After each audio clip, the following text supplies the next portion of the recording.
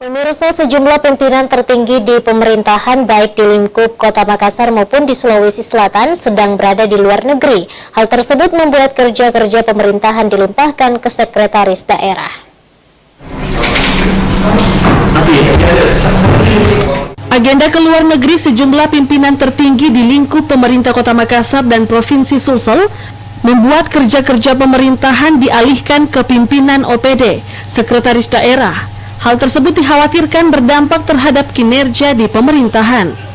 Seperti Wali Kota Makassar Muhammad Ramdan Pomanto, beberapa waktu yang lalu bertolak ke negeri Kangguru bersama dengan beberapa organisasi perangkat daerah, melakukan kunjungan ke luar negeri untuk menghadiri undangan dari pemerintah Australia.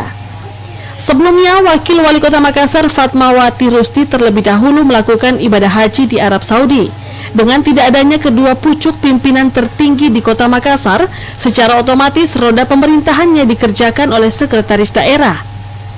Tidak hanya itu, pimpinan tertinggi di pemerintahan Provinsi Sulawesi Selatan, Andi Sudirman Sulaiman, juga harus meninggalkan roda pemerintahan setelah beberapa hari yang lalu menunaikan ibadah haji di Arab Saudi. Ardi Jaho, Senepes TV.